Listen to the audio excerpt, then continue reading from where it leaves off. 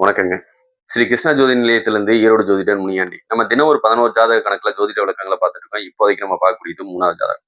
அதாவது 16/11/1992ஆம் ஆண்டு பிறந்த ஜாதகத்துக்கு உண்டான பலன்கள பார்க்கலாம். நீங்க பிறந்து 33 வருஷத்த பூர்த்தி பண்ணியிருப்பீங்க. நீங்க பிறந்தது திங்கட்கிழமை. அதாவது தேய்பிறை சப்தமி தேதியில பிறக்கக்கூடிய உங்களுக்கு பூச நட்சத்திர கடகராசி ராசி அமையக்கூடிய அமைப்புங்க. உங்களுக்கு சந்திராசிரமமா அமையக்கூடியது கும்பராசி சந்திராசிரமமா அமையும். ஹி, ஹே, கோ, டா இந்த பெயர் நாம கொண்டவங்களுக்கும் இந்த பலன்லாம் பொருந்தும் அப்படிங்கிறது எடுக்கலாம். உங்களுக்கு உண்டான குபேர புள்ளி உத்திராட நட்சத்திரம் மகர ராசியிலையும், அதிர்ஷ்ட புள்ளி ரோகிணி நட்சத்திர ரிஷப ராசியிலையும் அமையக்கூடிய அமைப்பு நல்லா இருக்கு. சரி, இந்த பூச நட்சத்திரம் கடகராசி அப்படின்னாவே இது சனியோட ராசி.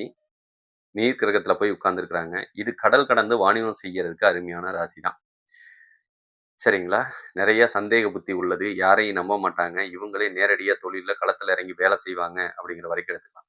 கொஞ்சம் உடல் சோர்வு தன்மை இவங்களுக்கு சீக்கிரமாவே அடையும். சந்திரன் ஆட்சி இருக்கிறதுனால ஒரு சில நேரத்துல மனக்குறைபாடு வரக்கூடிய அமைப்பு, மனப்பிறழ்வு வரக்கூடிய அமைப்பை இது ஏற்படுத்திரும் அப்படிங்கிறதையும் நம்ம புரிஞ்சுக்கணும்.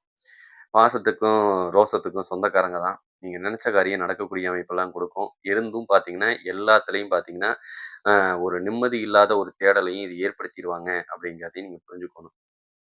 இதுலயும் சந்தேகமே இருக்கக்கூடிய அமைப்பு நல்லாவே உண்டு அப்படிங்கிறது தான். சரி, ஓகே.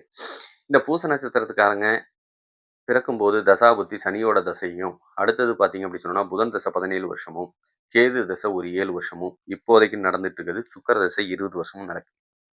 இந்த கேது திசையில இருந்தே இவங்களுக்கு பாதகமான காலம் அப்படிங்கிறது புரிஞ்சுக்கணும். எப்படி அப்படின்னு கேட்டிங்கன்னா, ராகு கேது தோஷம்லாம் யாருக்கெல்லாம் இருக்குதோ அவங்களுக்கு தான் கொஞ்சம் பாதகமா நடக்கும். நினைச்ச காரியம் வெற்றிட முடியாது. கொஞ்சம் ஞானம் மட்டும்தான் கிடைக்கும். லாபம் கிடைக்காது அப்படிங்கிற காரணம் தான். என்ன காரணம்னா 7 வருஷம் கேது தசை நடக்க அதுக்கப்புறம் வந்தது சுக்கிர தசை. இவனும் கேதுவோட சாரத்திலேயே போய் உட்கார்ந்துருக்காங்க. அப்பனா அந்த கேது தசை பாதகத்தை கொடுக்கும் அப்படிங்கிற ஒரு காரணம் தான். எப்படி கொடுக்குது அப்படிங்கிறது நமக்கு வேணும்லங்க. இது ஒண்ணு குடும்பத்தை அமைக்க விடாது. குடும்பத்த அமைச்சாலும் சண்டை, சச்சரவு, பிரிவுல தான் போய் முடியும். மத்தபடி பார்த்தீங்க அப்படி சொன்னோம்னா, சேர்ந்து வாழக்கூடிய யோகத்த தடை பண்ணிருவாங்க. ஞானமெல்லாம் இயற்கையிலே இருக்கும். அந்த ஞானம் இருந்தும் பிரயோஜனம் இல்லாம இருக்கும். குடும்ப வாழ்க்கைக்கு அப்படிங்கிறத தான் புரிஞ்சுக்கணும். அது எந்தெந்த லக்னத்துக்காரங்க பாதிக்கிறாங்க அப்படின்னு பார்த்தோம்னா, மேஷ லக்னம், ரிஷப லக்னம், துலாம் லக்னம், விருச்சக லக்னம் இந்த 4 லக்கணத்துக்காரங்க முழுசா பாதிப்பாங்க. ஒண்ணு திருமண யோகம் இல்ல. திருமணம் பண்ணாலும் சேர்ந்து வாழ முடியாது. இன்னொன்னு கடன், நோய், வம்பு, வழக்கு பிரச்சனை, போலீஸ் ஸ்டேஷன், கோர்ட் வரைக்கும் இழுத்து கொண்டு நிறுத்துறது. தொழில்லாம் செஞ்சாங்கன்னா ஞானம் மட்டும் தான் கிடைக்கும். லாபம் கிடைக்காது அப்படிங்கிற தன்மையும் இது இழுத்து கொண்டு நிறுத்திடும். இதுக்கப்புறம் பார்த்தீங்கன்னா, நம்ம நாடி முறைப்படி பார்ப்போம். நாடி பார்த்தீங்கன்னா, உங்கள விட வயசுல மூத்த பெண்களோட சில சமயம் சகவாசம் ஏற்படும். கொஞ்சம் கவனமா இருக்கிறது நல்லது. பிரம்மகத்தி தோஷம் இருக்கிற அமைப்புனால எவ்வளவு சம்பாரிச்சாலும் கையில 10 பைசா நிக்க வைக்க முடியாத சூழ்நிலையை கொடுக்கலாம். ஒண்ணு பசுமாட்டுக்கு தீவனம் கொடுங்க, இல்லைன்னா முழு மகாபாரத கதையை கேளுங்க. உங்களுக்கு பிரம்மகத்தி தோஷம் நீங்கும் அப்படிங்கிறத சொல்லிக்கலாம். பல தொழில் பார்க்குற யோகம் இருக்கு. ஒரு தொழில் மட்டும் செஞ்சீங்கன்னா என்னைக்கு நட்டத்தையே செஞ்சுட்டு போகணும். ஒண்ணுக்கு மேற்பட்ட தொழில்கள் செஞ்சா நல்ல லாபத்தை கொடுக்கும் அப்படிங்கிறதையும் எடுத்துக்கலாம். வக்கீல் சம்மந்தப்பட்டது, சில பேர் பார்த்தீங்கன்னா, மெடிசின் சம்மந்தப்பட்டது, இல்லைன்னா மாத்திரை மருந்து சம்மந்தப்பட்ட படிப்பெல்லாம் படிச்சிருப்பாங்க. அவங்களுக்கு வேணா நல்ல யோகத்த குடுக்கக்கூடிய அமைப்பு நல்லாவே இருக்கு. தந்தையால பிரயோஜனம் இல்ல, இல்லைன்னா தந்தை இல்ல. ஒரு சில பேத்துக்கு பார்த்தீங்கன்னா, தந்தையோட சொத்துக்கள் நல்ல லாபத்த குடுக்கக்கூடிய அமைப்புல இருப்பாங்க.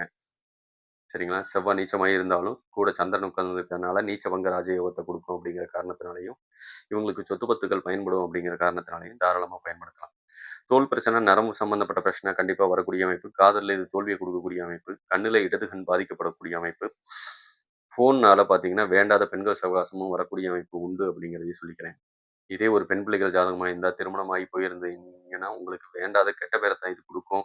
இதனால கணவனுக்கும் உங்களுக்கும் சண்டைகள், பிரச்சனைகள் டெய்லி காலையில எந்திரிச்ச உடனே ஏற்படும். ஒரு சில பேர் விருப்பப்பட்டு திருமணம் பண்ணிட்டு போயிருந்தீங்கனாலும், இந்நேரம் பிரிஞ்சு வாழ வேண்டிய சூழ்நிலையை இது குடுத்துருக்கலாம் அப்படிங்கிறதையும் சொல்லிக்கலாம். உங்களுக்கு தோல் பிரச்சனை, நரம்பு பிரச்சனை, ஒற்றை தலைவலி சம்மந்தப்பட்ட பிரச்சனையும், அ கண்ணுல வலது கண் பாதிக்கப்படக்கூடிய அமைப்பும் இதெல்லாம் ஏற்படும் அப்படிங்கிற காரணத்த புரிஞ்சுக்கலாம். சரிங்களா? பிரம்மகத்தி தோஷம் இருக்கிறதுனாலயும், நீங்க சுக்கிரன் குருவோட சேர்றதுனாலயும் கொஞ்சம் நல்ல தன்மைய தான் குடுக்கும். ஆனா வேண்டாத கெட்ட பேர சம்பாரிச்சுக்கிட்டே உட்கார்ந்திருப்பீங்க அப்படிங்கிறதை புரிஞ்சுக்கலாம்.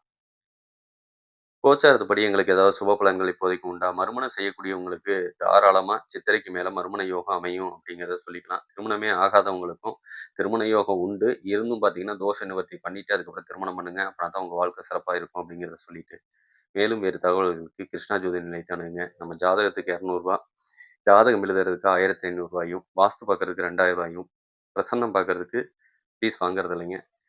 உங்களுக்கு மேலும் வேறு தகவல் தேவைப்பட்டா கீழ இருக்க ஃபோன் நம்பருக்கு கூப்பிடுங்க. மிக்க நன்றி. வாழ்க வளமுடன். வணக்கம்.